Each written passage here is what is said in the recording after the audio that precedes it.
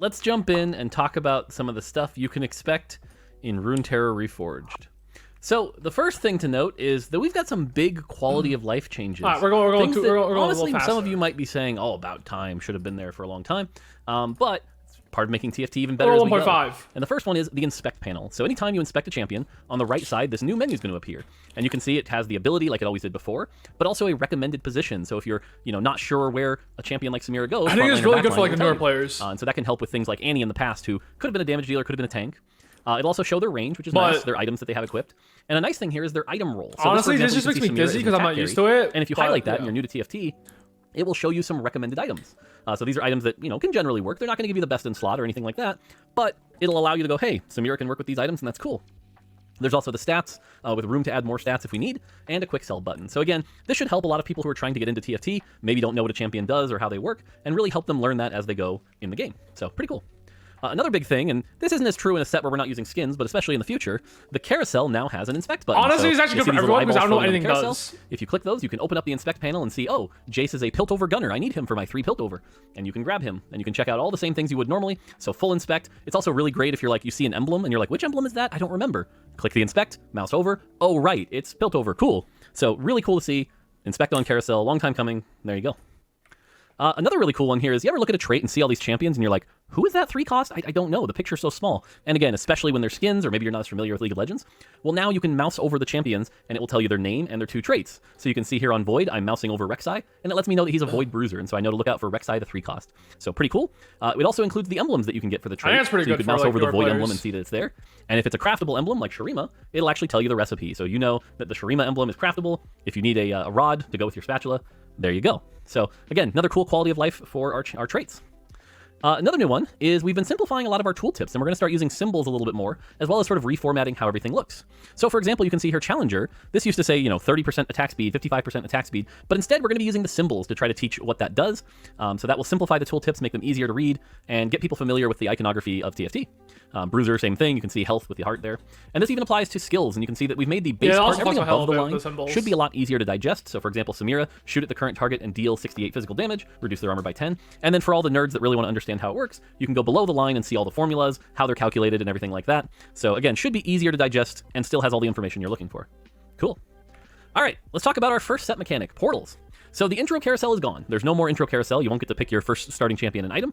And instead, what'll happen is you'll see 3 region portals. So for example, in this game here, we see the Freljord, which has Hearthhome, the Void, which has the Rupture, and Zaun, which has Glass Industries. And you can mouse over those and get a quick description. So for example, Hearthhome says, forge one of your items into its Radiant version. Or Glass Industries says, when you build items, gain gold. And everyone in the game will vote on which one they want to play. So you'll move your little legend into the portal, and you'll vote. Now, the vote is not a pure democracy. If 7 people vote for Hearthhome and 1 votes for Glass Industries, it can still be Glass Industries. What'll happen is it will randomly select a player, and that player's choice will be the choice. If all 8 of you go Hearthhome, obviously it's going to be Hearthhome. But in that 7-1 scenario, if the 1 person in Glass Industries is chosen, cool. But if there's a portal everybody hates, let's say nobody votes the Rupture, don't worry, it won't happen. So okay, the problem is there actually are some portals, I think, that are so unfun that descriptions remove. Like, there's a portal that is there is no augments in this portal. I played that during playtest because one guy voted for it and we got no augments. I just wanted to leave because it was so boring. And like, yeah, it's good for balancing. Like, no augments is balance, right? But the question is it fun? No. And it's like, if it's not fun, there's no point of it. If there are portals that nobody likes, don't worry, we're not going to force that on you. So pretty cool kind of twist on galaxies for those of you but the thing is, yeah, nobody likes it, but there's always that one troll, right? Like, you already know there's going to be 7 people on one, and there's that one troll on the no augments. Galaxies, in that everyone gets to kind of vote, and if there's one you don't like, don't pick it. So pretty cool to see. Once the selection is made, your augment holder will actually transform into the region. So you can see here the Freljord augment holder, and you can inspect that to get a more detailed description of what it does. So for example, Hearthhome here specifically says on stage 4-5, gain a Masterwork upgrade consumable that lets you upgrade 1 equipped item into its Radiant version. So kind of a cool twist. Not a really warping game, but at 4-5, everyone can get a Radiant item of their choice by upgrading one of their base items. So kind of neat if you like Radiant items. Now, the cool thing about portals is, how many are we shipping with? 30. We have 30 different portals. You can check some of these out on different websites out there. I'll try to go over some of them that I think are pretty interesting, but I'm not going to go over all 30 here. But we also know that some of these are meant to be really light touches for those people that want a kind of pure experience, and some are meant to be pretty transformative and pretty wild. So, for example, Scuttle Puddle's a light one. Every PvE round is replaced by Scuttle Crabs that give extra loot. Cool, nothing crazy, just some extra loot. Whereas like Yumi's Zoom Zone, player combats last 20 seconds instead of 30 before overtime starts. So it puts a fun twist on the game. And so you can read through a bunch of these here. I won't go over all of them, but each one is kind of themed, and each region has their own different twist. For example, Ionia does some cool trait stuff. Noxious is all about extra power. Piltover is a wild one that has to do with augments. And I think this one's interesting because you actually have a chance to... This one! No Augs will be offered this game, man. This is the one that someone voted. Like, bro. No augments will be offered this game. You guys see this? Yeah. Some guy voted on that one. Madge.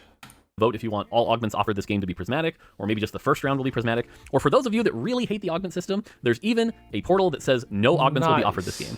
I expect this one to be pretty divisive, but we'll see. So if you've ever wondered what it's like to go back to a no augment game, here's your chance. So pretty neat. Here's a few other ones. Again, like I said, we've got 30, so there's quite a bit. Shadow Isles does some pretty cool stuff. A lot of these will also call back to previous mechanics. So for example, Targon Prime, when you reach 40 HP, gain a blessing from the Targonian gods. Some of you may remember the Radiant Blessing. Pretty similar. Targon in particular is pretty warping. You can get the one that gives you a Tactician's Crown on 2/5 and 4/5, so everyone's playing with a really crazy board here. Void is about chaos, and Zon is about some gold, so there's some pretty cool stuff you do there. So yeah. You know my favorite one is? It's just Targon, because it's just like fucking chaos. This is my favorite one. Targon. Also Stimmy. Stimmy is like good for me, you know? Why does PB look like Mortog's face on a spreadsheet? Oh, definitely check them out, try them all out, and remember, vote on the one you like and hope it gets picked, and yeah, have some fun. So 30 portals, pretty exciting. All right, augments. As we mentioned, augments are an evergreen mechanic, and they are sticking around. But there are some changes, of course, because as we make each set and we learn things, we make, improvements to the system. So the first improvement here is now augment rerolls as a whole have been changed like this, to by now the way. 1 augment reroll per slot. So when you're presented with 3 augments, you can reroll them individually. So for example, in this screenshot here, you can see I've already rerolled my first and second augment, but I haven't rerolled my third yet.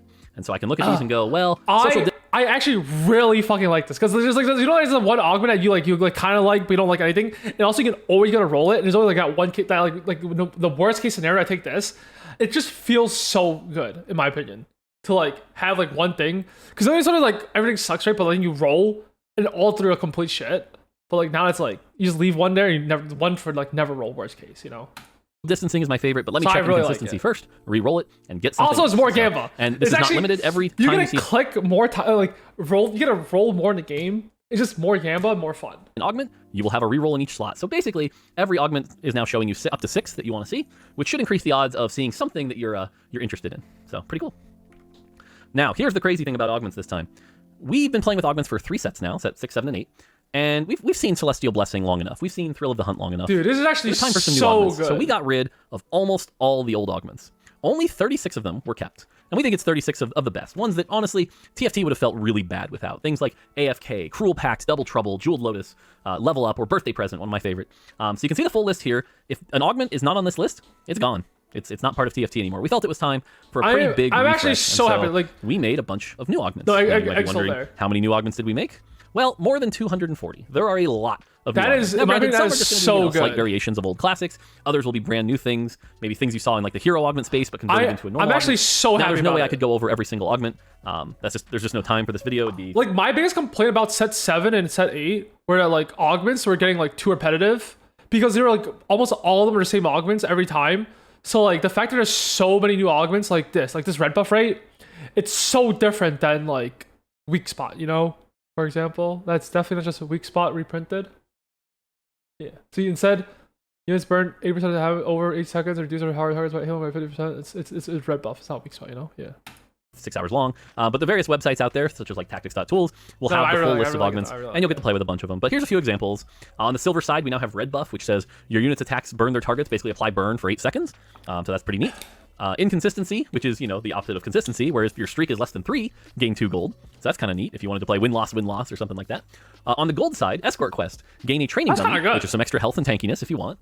Each round it survives, gain 3 gold. Until so you can put it in the back, try to gain that 3 gold. It's still an extra training dummy, so pretty interesting way of using it. Or Sleight of Hand, gain a Thieves Gloves. Your allies holding Thieves Gloves gain 30% attack speed. So make lots of Thieves Gloves. Use this with maybe, say, Lucky Gloves. You can do some cool stuff. And then on the prismatic side, there are some wild prismatics. I'm not going to lie. Some of these are bonkers. Gain 3 so let us know. team Like I said, we're taking some risks here. If we have to nerf or disable some of them, we're ready to. And we know that, to be clear. We know. But we wanted to go into PvE being a little risky. So, for example, I think this one's a little bonkers, but Endless Hordes gain +3 maximum team size. Your units can only hold 1 item. So that means if you're level 8, you now have 11 units, but they all only have 1 item. So pretty interesting. Definitely powers up your traits. let us know. Or Freaky Friday. Inconsistency is insane for you and Soju. Infinity Force. Nice. So, like I said, lots of new things to try, some pretty wild ones out there. Let us know. All right, speaking of augments, we also finally took a pass at some of the Ornn items. Oh, now you don't see it listed items here, but I'll call it out now. We've removed the Blitzcrank Grab Ornn item. That is gone. God bless. So that was anti-fun. Oh, there's an Ornn item late game. I Now hate the has to anti-fun reposition. augments. That's gone. But there are 5 new Ornn items to play with, such as Deathfire Grasp, which is really good for burning down a really strong tank. Trickster's Glass, which can create another clone and give you a bunch of stats. Hull Crusher, which is a really cool tanky item for your frontliner who's willing to start by themselves. Sniper's Focus, really good for backline. Increases damage DFG's back between them and their target, so the further they are away, the more damage. I'm gonna read this real quick. Combat Sergeant Holder fires a blast energy to target, marking for dealing torment or maximum health as magic damage. Alright, so all those AP, mana AP. For the next 6 seconds, the holder abilities and attacks deal 50% increased damage to marked target and 25% targets to other enemies. For the next 6 seconds, the holder ability attacks deal 50% increased damage. Well, that's pretty good. You get like a lot of mana and AP. You do 20% of their health, and also your abilities do 50% increased damage to 1 unit. It's actually pretty good. This one equipped 2 random ones. This wasn't like bugged on PB or playtest. I don't even know how good it is, but it's probably broken. Also, dude, Trickster Glass seems so good on like frontline. Summon a clone as unit with 7% health and 20% increased max mana. You cannot equip items with clone, but like you already gain like a bunch of stats, right? So it's already pretty good there. And like another unit on your board with 7%, even 7% HP, that's like a lot if it's like a tank, I wonder if it's gonna backline because they actually get attacked in crit damage. PB's up. Is it actually? Hull Crusher. If this unit has no adjacent allies at combat start, get additional 400 health. The holder attacks and abilities deal 10% increased damage for each hex between them and the target. Oh, this is like basic sniper trait. If this unit has no adjacent, this card is like getting additional 400 health. Okay, question. Isn't this one, Hull Crusher, is worse than Tricker Glass? Because isn't having like an additional unit probably more beneficial to your team? Also, it gives you the 4, allies know it's gonna give 400 health. Doesn't this one give you 300? Am I dumb? So this gives you 320, 20, 20. And this gives you 400, 30, 30, 30, but it still only gives you a fucking full unit. And you have to be no adjacent ally. You fucking positioning. Why don't I just always take Trigger Glass? Am I dumb? If this unit has no adjacent allies, the combat start gain additional 400 health. It's probably Blacksmith Gloves. There's no way. Thieves Gloves, but for Ornn items. There's so no way. Fun. So check those out, as well as all the old classics. They're still around. And then there's even a new augment called All That Shimmers, which gains a shimmer scale item. So that's pretty cool if you like those. Now keep in mind, they have been adjusted a little bit. Some have been balanced and nerfed, buffed, etc. to make sure that they're all pretty viable. But if you were a big fan of shimmer scale items, I mean, you read these two, there's no way. Yeah, there's no way. As a visual buff. Okay, now, crazy enough, not just one mechanic with portals, we have 2 mechanics. This one is called Legends. So this is a pretty wild one, and I know some of you are skeptical, but honestly, I am really excited about Legends, and I'm going to explain why. So before the game even starts, you'll see now you have a Legends menu button, and when you open it up, it will show you a menu with 15 Legends. And before the game starts, you will pick one. So for example, you might pick Caitlyn or Ezreal, and when you go into game, that's going to affect the augments that you see for the rest of the game. So, for example, if you choose Urf is all about getting extra emblems. And so on 2-1, if it's a silver game, you'll see Branching Out, gain a random emblem and a Reforger. If it's gold, you'll get Ancient Archives that you're all familiar with. And if it's prismatic, you'll get Ancient Archives too. And so you can see here on 2-1, we were given Ancient Archives, Caretaker Supplies, and All That Shimmers. Now the idea with these 2-1 augments at least, is that they're about the same power level as any other augment, but what it allows you to do is if you've ever had those games on 2-1, where you look at all your augments and you're just like, I don't want to play any of these. This is just not the game I was looking to play. Dude, I like this Legends allow you to pick something that you'll be happy with no matter what happens. So for example, Ancient Archives is a personal favorite of mine. It allows me to maybe try to go for 3 over early. We all know I love those econ traits. In but TFT. In this case here, I see All That Shimmers, and so I go, you know what? Even though I picked Earth, I'm gonna go with All That Shimmers. And so that's what it allows you to do. Legends allow you to protect yourself from those really bad starts. So keep that in mind when you're picking your legend, and I'll go over what they all do. But each legend kind of lets you pick the style that really appeals to you if none of the other augments are that exciting. Now, each legend also has a choice at 3-2 and 4-2. Again, very much themed around them. For example, Earth at 3-2, you've got Tiny Grab Bag, gain a random component, 8 gold and a remover. Big Grab Bag, gain 2 random components, 12 gold and a reforger. Giant Grab Bag, gain 3 random components, 18 gold and a lesser duplicator. Now, the thing to note about the 3-2 and 4-2 augments is they are slightly weaker than normal augments, very slightly. They are meant to be something that, again, is there as sort of a safety net and predictability, but they are not in the general augment pool, so you won't see them any other time. And again, they're probably not the thing you're going to take most of the time. Part of their power is in their predictability, because if you know the augment you're going to get, you can plan around that. But it won't always be the strongest choice. So keep that in mind. You know, you can see like Big Grab Bag, for example, is 2 random components, 12 gold and a Reforger. That's around maybe a little weaker than Component Grab Bag. So Keep that in mind. But again, it allows you, why. especially for new players, really good for new players. Maybe you say, hey, pick Earth and make sure you grab all his augments, and you'll be pretty powerful. And then you can use it to teach new players how to play the game. But I imagine pros aren't going to be picking these augments that often on 3-2 and 4-2. So keep that in mind. Haha, that's where I got you. I'm forcing the same shit every fucking game. But again, it's always nice to have that fallback in case all the other choices are terrible. So, all right. So like I said, there are 15 to choose from, and let me give you a quick rundown on what they all do. So Aurelion Sol is about scaling to the late game, being incredibly powerful and playing awesome units. So all 3 of his 2-1 augments allow you to get extra XP and reach level 10. So if you're really going to get those level 10s, Aurelion Sol is pretty sweet. Bard is all about gaining even more power when you level up. We've been calling them sort of like quest augments, the two ones are really basically good. says when you reach a certain level, gain a bonus. So for example, his silver is when you reach level 6, gain a 2-star tier 3 unit. Or I like his radiant or his prismatic one where it says when you reach level 5, gain a radiant item, and if you hit level 9, get a second radiant item. So kind of cooler than radiant relics. This is the most but you do have to broken hit level 9 prismatic to get I've that seen in power. my life. So pretty neat. Caitlyn is all about board power, really early. So if you like win streaking, Caitlyn is a great choice. 1s, 2, 3s gives you some extra units. Stars are born, or sort of the like a 4 cost for free on 2-1, the first and tier then 1 and tier 2 unit you buy guaranteed automatically 2-star, upgrade. Pretty neat. 4-1 or starter with an kit. This is item. probably one of the more wild augments that's new. But basically, it'll give you a tier 4 champion, an item they can use, and a 2-star tier 1 champion that shares a trait with them. And then the next 2 stages get a tier 4, that same tier 4 champion again. So it allows you to build your board easier, but you are down to prismatic. And so pretty interesting. I like Caitlyn for early game power. Okay, you're not really down prismatic because at the end of the day, you get a full item, right? You get 3 gold here, and you also get 12 gold. Also, you get an early game. So there's no way you can say you're down an early game when you're probably also get a free 4 cost 2-star. You get a lot of gold. Wait, Asa, do you think this augment's beyond broken? Because I think this is the most broken augment. It's okay. Okay, the thing is, if you low roll your 4 costs and you get some shitter like Shen, I can see it. But I feel like if you get like a carry early game, it's just like so much direction you can never bot for. But if you could choose your carry, like yeah. But just having a 4 cost like guaranteed is just like too broken, in my opinion. Is about risk reward. If you know how to play the game well and you think you're going to crush your opponents, Draven is great because every time you kill an enemy, there's a chance to drop loot. Obviously, the better the augment, the better the loot. But if you're going to lose streak, don't play Draven. Draven's not going to be for you. So in a way, like Draven's the kind of game where if you have 100 health and you're win streaking, this guy's going to go crazy. So, but again, very risky. Ezreal is really good if you like getting a lot of items and you want to have a lot of different combinations. And so Ezreal basically says at the start of the next X rounds, gain some components. So 2, 3, 5. So, and especially early game, remember, having extra items in the early game is very powerful. That's one of the reasons why we had to remove component grab bag from 2-1 originally.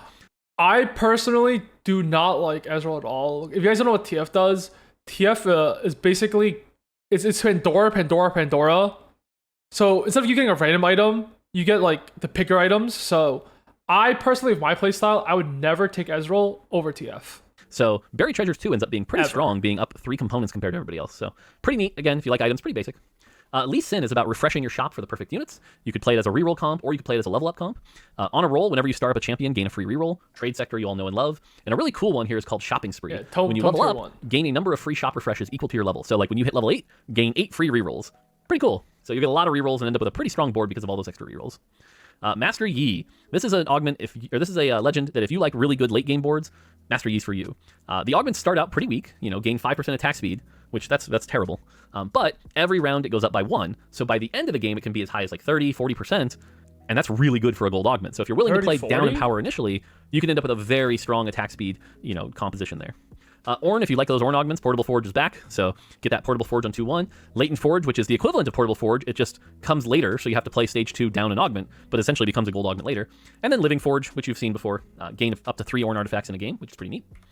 All right, Pengu. Pengu is really good if you want to go for like a 5th place and just be like guaranteed, but also you can do some really cool risky things with him. Pengu is about playing it safe. Great for beginners. Pengu sucks. Tiny Titans at 2-1 for silver, which we know is not the best augment, but having 30 health is always nice.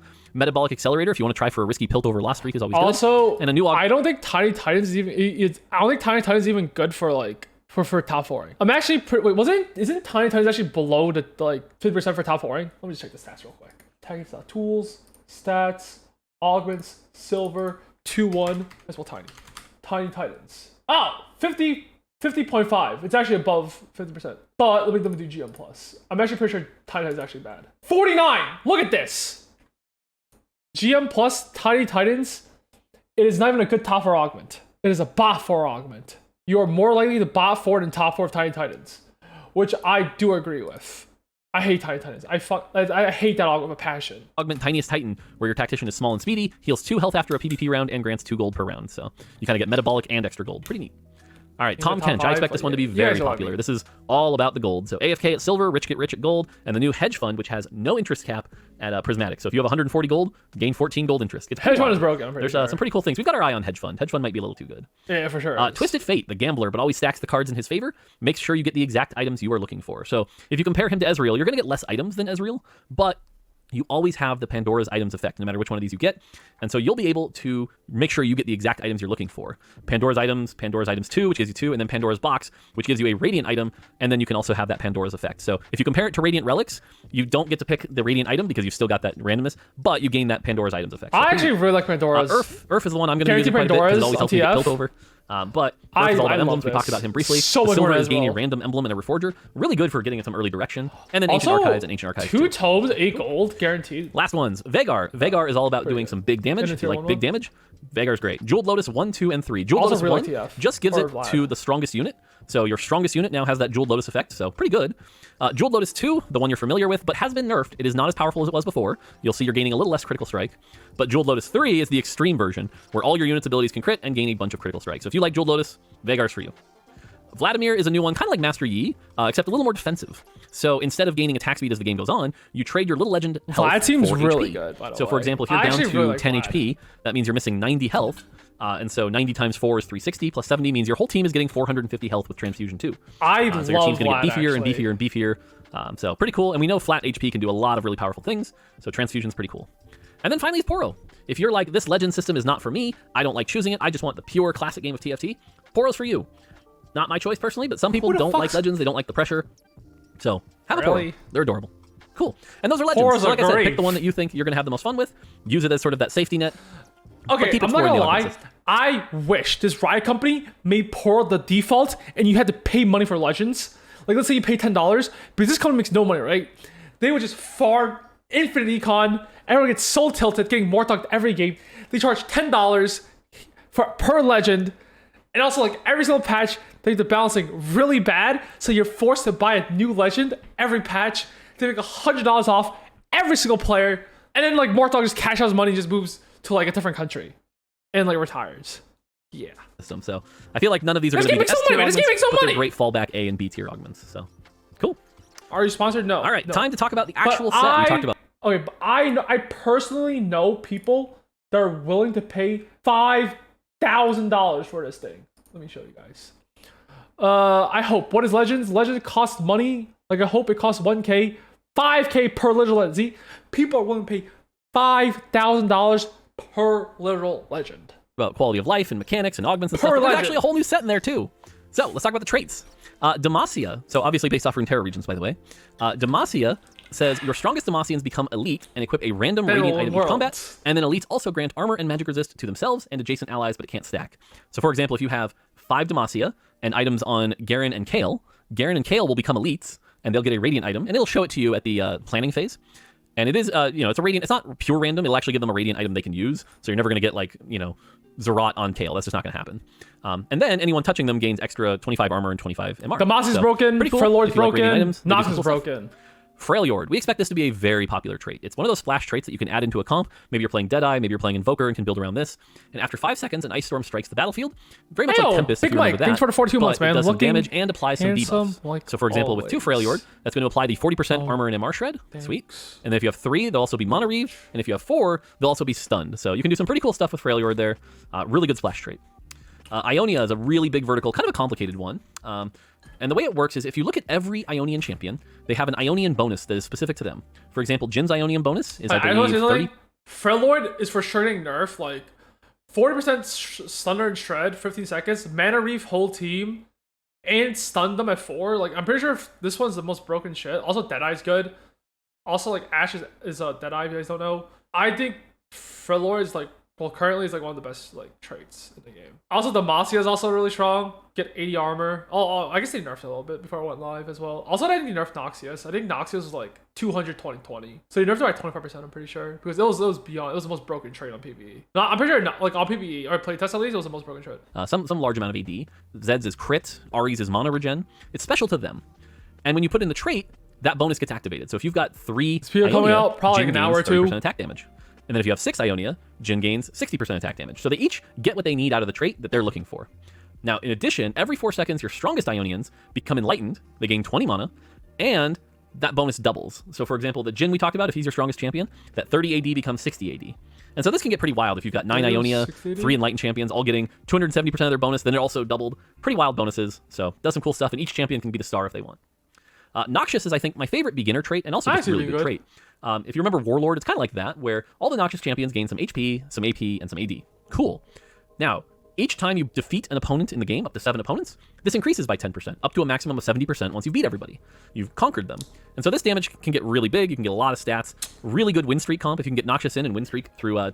Also, you look at these units, by the way, 1-1-2-2-3-3-5 means this is always a reroll comp. Because it's probably like either... I'm pretty sure Noxious is always reroll. It's either you're like... Because it's 1-1-2-2-3-3, there's no forecast, and there's no forecast. Basically, it's always reroll comp. And like, you just play Katarina... Katarina is probably the most broken thing on playtest when we were playing it. At 2-5, you've already got the bonus up to 50%. So pretty cool trait, but make sure you try to conquer everybody and conquer the world like a true Noxian would. It was too broken. Void is our big summon trait this time. If you have at least 3 Void in, you get a placeable egg, and at the start of combat, it hatches. If you have 3 in, it's a tiny little Void Remora, good for tanking, nothing crazy. If you have 6 in, you get the Rift Herald, which is pretty tanky and can do a big damage with its charge. And if you manage to get 8, which does require an emblem, Baron comes out, and Baron's pretty insane. If you remember 9 Cultist Galio, Baron's a lot like that. Does some big damage, a lot of cool stuff there. So Void's a pretty great trait if you're looking for summoning some cool stuff. Shurima is all about ascending. Every 4 seconds, Shurimans heal 7% maximum health. After 8 seconds, select Shurimans ascend and gain 40% max HP and 40% attack speed, so they ascend and get bigger. Now at 3, that's only your strongest Shuriman, so 1 champion. But at 5, all your Shurimans ascend. At 7, they all ascend immediately, and at 9, that ascension bonus is even bigger, so... Pretty cool if you want to get some powerful champions. Really good with Azir, who loves that attack speed. So yeah. All right, Yordle is going to be a reroller's favorite. If you like reroll comps, Yordle's for you. I've never seen someone do good in Yordles before. Every time I playtest or anything, they just like, oh, wait. All your units, if you have 3 Yordle in, it's like, all it's your units pretty gain weak. 10% attack speed per star level. I will try some reroll If you have Kled. a 3-star Talia with 3 Yordle in, I once ago Yordles, I died for wolves. So wolves. it's a team buff. No, In addition, Yordle is if you so have 3 weak 3-star champions, doesn't have to be Yordles. You Well, can have a they'll 3-star probably buff it. They'll Talia, probably a 3-star Renekton, and a 3-star Tristana. Okay. Isn't it a balancing issue if set 5 Kled, who was a 1 cost, is better than a 2 cost Kled? Like the 1 cost Zed or Kled was better than a 2 cost. Like this 2 cost Zed Kled does less damage than the 1 cost one. Your Yordles can become 4-star, which gives their ability a wacky upgrade. So in that case I talked about, Tristana would immediately become a 4-star Tristana. Now each champion is different. For example, Poppy, who normally just shields herself, will in addition gain just realized a 4 cost 2-star. Like a 4 cost 2-star is worse than a 1 cost 3-star. No, a 4 cost 2 stars, yeah, worse than a 3-star 1 cost. Knock-up stun. Or Teemo, who normally throws mushrooms, will now throw giant mushrooms. I won't spoil what Heimerdinger does at 4-star, because Heimerdinger is our first 4-star 5 cost. So if you can get that, cool. But yeah, so those of you that like those 4-star champions, pretty neat. So give it a try. Shadow Isles is a pretty neat trait. After dealing or receiving damage 8 times, Shadow Isle champions gain a shield for 8 seconds and become spectral for the rest of combat, granting them mana regen. So they'll get a big shield to protect themselves and some mana regen. So pretty neat. If you can burst them down before they get their shield up, good for you. But if not, you have a really tanky Maokai or a Gwen doing a bunch of damage and a Gwen gaining a ton of mana to help her cast more. So pretty neat. All right. I'm going to skip Piltover for 1 second. Zaun is pretty neat. Zauns create random chem mods that only they can use. So if you put in 2 Zaun, you'll get a chem mod, and you can apply that to, say, one of them. So let's say you put in Jinx and Warwick, you get a chem mod, and you're like, this would be great on Jinx. You can put it on her.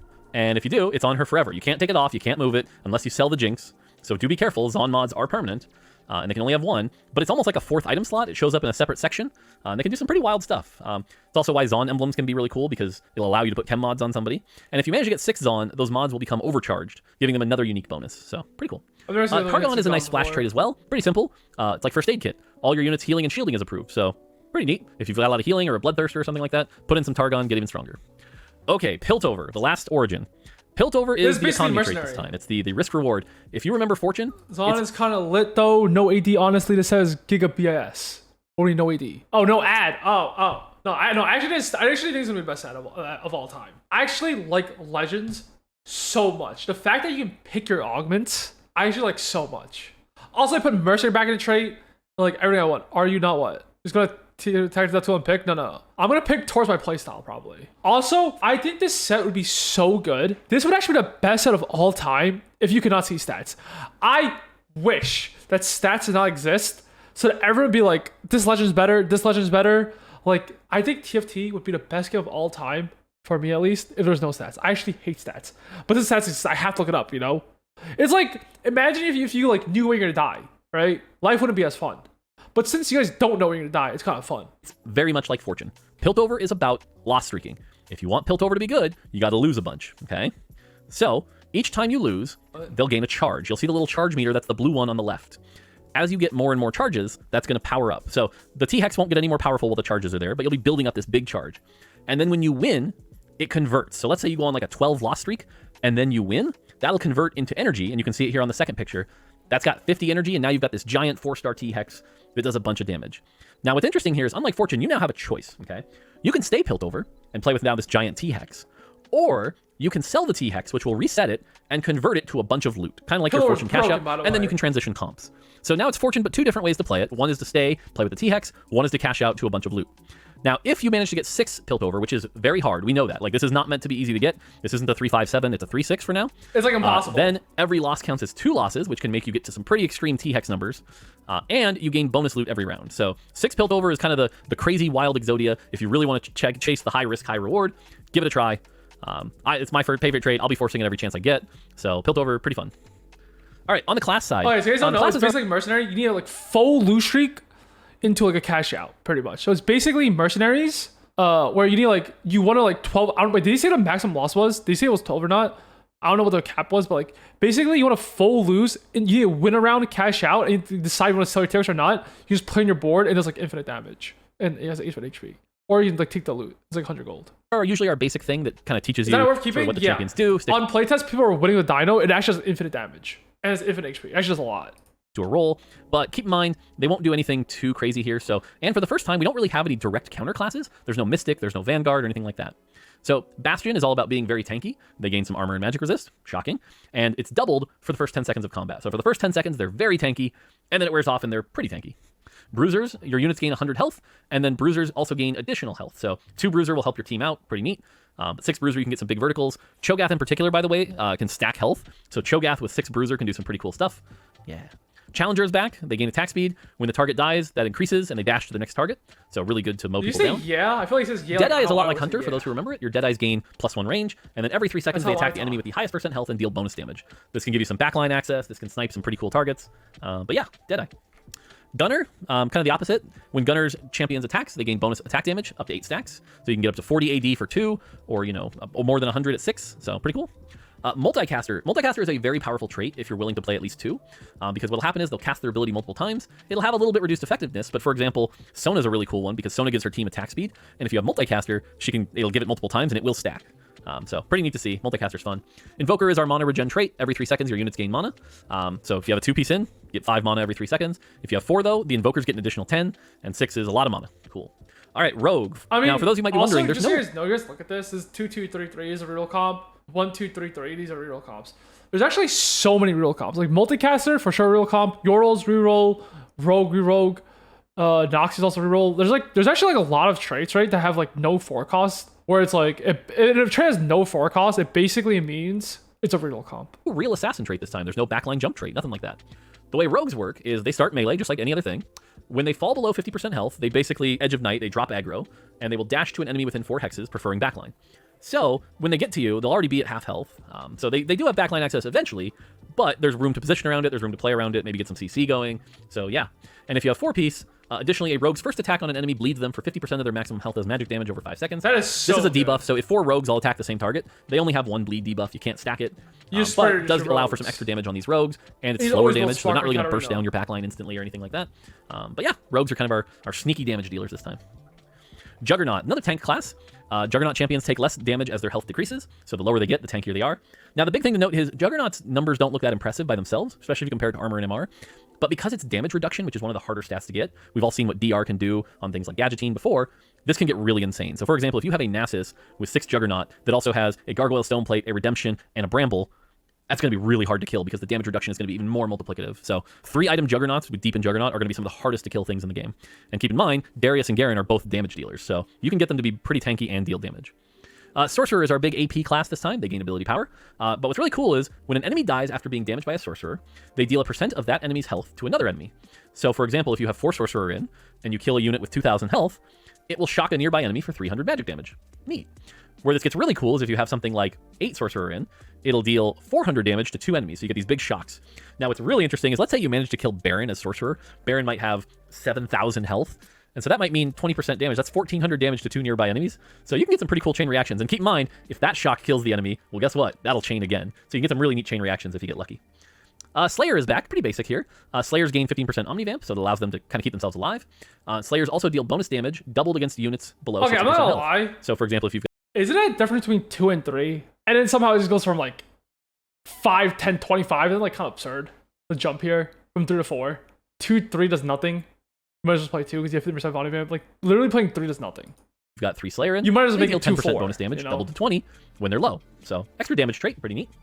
Strategist, this is a cool one because it's team-wide. At the start of combat, allies in the front 2 rows gain a shield, and allies in the back 2 rows gain ability power. So if you've got 3 strategists in, your front line all gains a 350 health shield, and your back lines gain 30 AP. So pretty cool. Stacks with things like Sorcerer, stacks with the extra shield, so you can run like a Juggernaut and Strategist combo, give them a big shield. It's like built-in lockets. So yeah, pretty neat. All right, and now on to the champions. So a lot of champions. I'm not going to go over every single one and what they do, but some quick rundown here. Samira, backline AD. Tristana, backline AD. Cassiopeia is a good blue buff item holder. She's got 3 traits, so unless you get them all going, she's not really an S tier carry. I don't see Reroll Cassiopeia doing that well right now, but not bad. Malzahar, 1 cost. He can actually shred shields a little bit, so he's good utility in Sorcerer and Void. Wait, if Cassiopeia isn't a good reroll or unit, what's the point of her? She does nothing then? There's no point. Also, what is a spam? Or a good item holder. Jhin, an AD damage dealer, good AD item holder. Cho'Gath, one of the more unique champions. Every time Cho'Gath casts and gets a kill, will gain some HP, and his spell is based on his total HP. Okay, I thought I was going crazy. You guys know you guys hear music? It's Mortog's music. I just thought it was my music for some reason, and I was going crazy. So, if you can get him Is going... Orianna trash? Orianna's Piltover, so she's pretty much trash. I mean, Piltover units are usually worse. But you know what she does?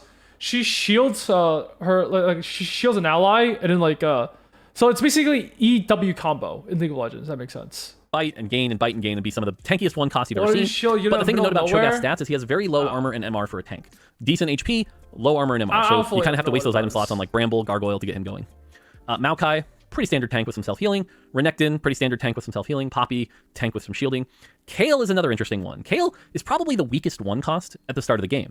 At level 6, powers up a bit and becomes pretty decent. I like Kayle's and at level 9, actually becomes very, very strong. If you're at level 9 and have a 3-star Kayle, that's the equivalent of a 4-cost 2-star, maybe even a little better. So if you can get a 3-star Kayle and go to level 9, you can have a very powerful unit. So pretty unique archetype for a reroll comp, but also hard to pull off sometimes.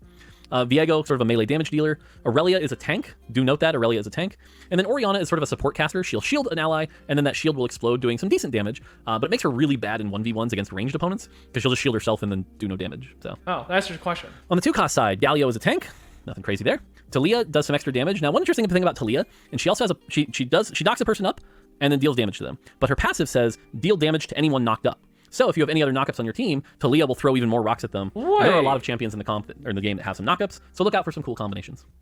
Soraka heals and does damage. Jinx is a solid AD item holder with some big spells. Kled AD with a big shield that he can remount this time, so if he can survive long enough unmounted, he can remount. Kassadin is a tank, has a bit of a disarm. Kassadin's also one... I ain't about to fucking fit in Talia Yasuo in the same comp. You want me to play Talia Yasuo? One unit's a Shurima multicast, the other one's Ionia Challenger, right? That sounds like the fastest 8th of my life. One of the champions that still has a hero augment, if you will. There's an augment that changes Kassadin's spells, so be on the lookout for that. Teemo, AP user, throws mushrooms. Swain, AP drain tank, pretty cool. Set is also a tank, does some big damage there. Oh, Set's a knockup? Pretty cool. That's pretty Ashe, good. backline utility. Her spread shot will slow enemies for a little bit, so pretty cool. Vi, pretty close to a reprint. Again, frontline. Pretty tanky, though. A lot tankier than her last version. Zed, great AD item holder. And then Warwick is a tank this time. Pretty tanky. Won't do a ton of damage, but will do a lot of self-healing every time he attacks, and scales really well with Juggernaut and Challenger. All right, on the 3-cost side, Darius is back with his dunking, so definitely be on the lookout for that. Echo is pretty wild in that he's a quick cast rogue, and every time he casts, he heals some of the damage he was taken. So he can go infinite pretty well. Akshan with one of the most powerful spells in the game, very much like a big Caitlyn ult. It can take down some champions if you get a really good snipe with Akshan. Vel'Koz shoots his laser that then splits and can hit up to multiple people. Lissandra freezes an enemy, does some big AoE damage, and makes them take a little bit more damage. Karma, great blue buff holder. Her Ionia bonus is AP, so she gets almost like an extra item slot and can do some big damage. Callista is back, but has changed a bit. Last time Callista was around, she threw her little spears and then would pull them, killing the unit, but she didn't have a spell. This time she does. Her spell is impale them with even more spears. So really good at taking down frontline damage. She does true damage, so if you have a super tank, watch out for enemy Callistas. She can tear them apart. Sona, multicaster that gives her team attack speed. Really good if you have 4 multicaster because she'll apply that attack speed multiple times. Rek'Sai, not a tank. Rek'Sai is an AD item holder, so give him something like, BT and Titan's Resolve and Infinity Edge, and he can do some decent damage. Taric, really good tank, also provides your team Targon, which is always good. Jace, backline AD user who gives his team attack speed nearby, so really good for Gunner. Also, if Ahri is really good, by the way, if Ahri is really good, I think Karma's gonna be really good because Ahri's an Ionia sorcerer and she has 50 mana, so I think Karma would be like a really good placeholder for it. Garen is back with his spin, but it's a really unique profile this time, and that he does Counter more damage. Is broken, by the way, at the moment. His spin lasts longer with more AP and does more damage with AD. So really interesting item builds. I think it's going to take people a while to figure out what the best item build is, but the designers wanted Ginsu Garen to be a thing, so his spin also procs Ginsu's. So give that a try. Oh shit! Katarina, rogue, jumps around, throws daggers.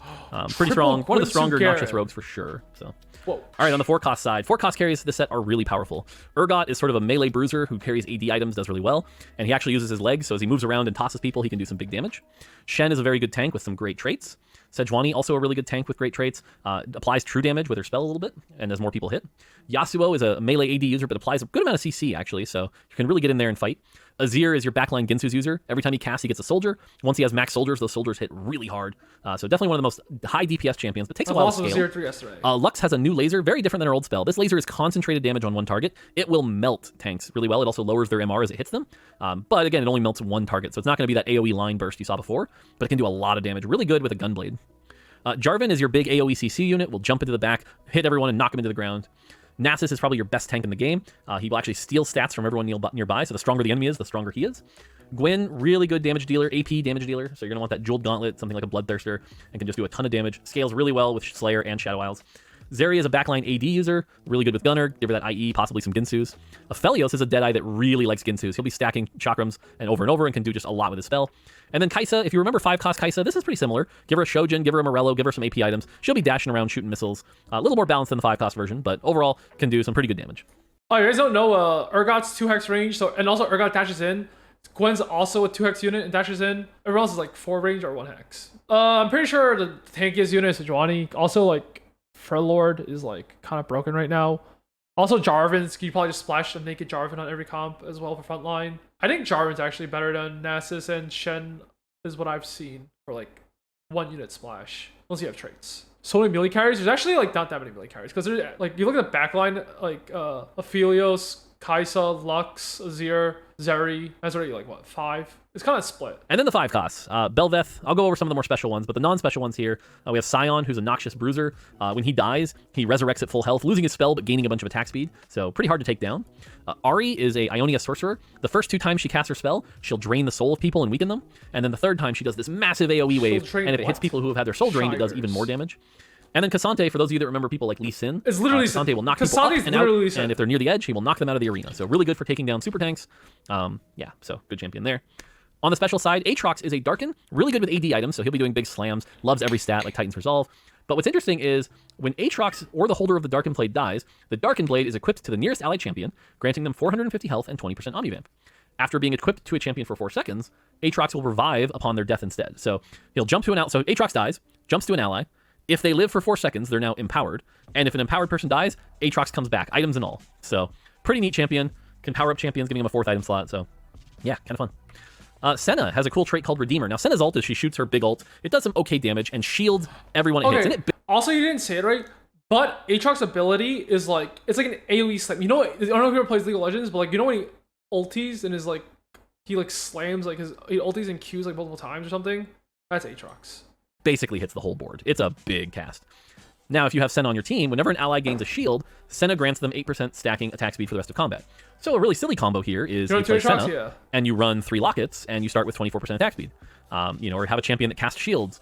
There are augments that give shields. So yeah, you can do some cool stuff with Redeemer if you're looking to do shields. Bel'Veth. Empress is basically a fancy thing that makes her kit do more. She's kind of similar to the 4-cost Bel'Veth from the last set, in that she goes slap, slap, slap, slap, slap, and does a bunch of damage. But when Bel'Veth kills an enemy, they leave behind a Void Coral that she will consume. I'm not gonna lie. The first one she consumes, so it's very... Bel'Veth is really disappointing as a 4-5 cost. Like, you compare it to, like, other AD carries, like Samira and, like, who's the other guy? Arkshan from, like, the old set where he spins around. I think Bel'Veth's, like... Bel'Veth fights like a 4-cost in terms of visuals. Very important to get at least 1 kill with Bel'Veth. Will increase her maximum health by 50%, and then further Coral will heal her 20%, so she'll keep healing. And when a Void Coral is consumed, she deals 10% maximum health as magic damage to enemies within 2x's. The TLDR here is that Bel'Veth is good with basically any stat. She's good with attack speed, she's good with attack damage, she's good with tank stats. What's wrong? Wait, She's a really it interesting Arshan? champion that she can use anything. So Bel'Veth feels like the one you find at level 7, throw some items on her, and she can do some pretty good work. All right, this is one of the crazier ones. Heimerdinger is a Technogenius. Now, when you play Heimerdinger, you will get a turret right away, just straight up. The Heimerdinger and the turret share stats. They have different spells. Heimerdinger throws his grenade, which stuns, and the turret shoots a big empowered shot. But you can customize this turret any way you like. There are 4 different types of upgrades, and they'll start appearing in your shop as soon as you play a Heimerdinger. And you can purchase up to 3 of them, but they stack. So, for example, you can run 2 Goldenators, which will increase the odds of getting gold on kill, and a Mechanoswarm.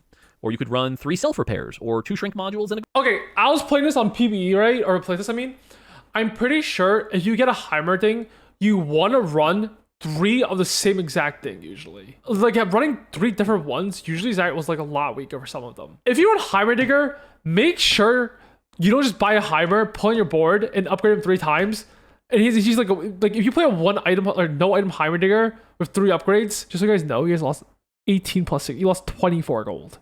So if you're a noob, don't get tricked into buying Heimerdinger, put him on your board, and losing 24 gold, okay? Make sure like you can actually play, he actually has like items.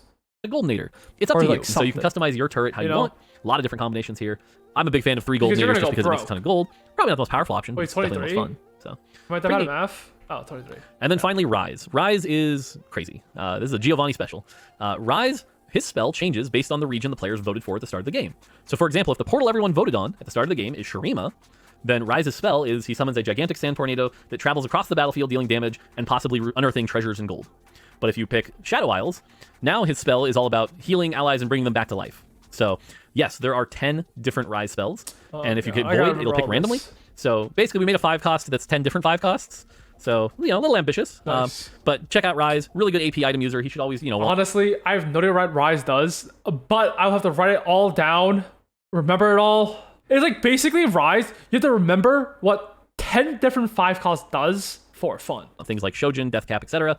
But every time you have to read all of it, so though. See if it's what you need for your comp. But pretty crazy. I'll read it later, though. And that's it. That's every champion trait lot. There's a lot going on here, fun. but honestly, it's one of our most diverse sets ever. There's just so much to do. A lot of cool things that you can try out. So excited for this set. So many new augments, the portals, the champions, the items, etc. I think it's a lot. Legends. It's gonna be a ton of fun. I can't wait for you to experience it. It'll be up on PvE later today if you're watching this when it came out. Hey, that's today. And again, it's PvE. Give us feedback. Let us know. It's gonna be up in like I'll be polishing it my for the next guess 2 weeks, an hour and then 30 it'll go out minutes. live, 2 weeks from today. So yeah. Average is like all right. That's gonna do it for me 5 on behalf of the entire TFT team. We like thank how you, long and we it's cannot out wait for. for you to play the next set. Hopefully, you all enjoy it. And yeah, all right. That's gonna do it for me. Until next time, take it easy. People buy. Honestly, I actually have never been so excited for a set in my life. Like, I think Legends. Alright, the fact there's a 200. Like, my favorite thing is like 200 new augments, and the Legends where you can force the augments.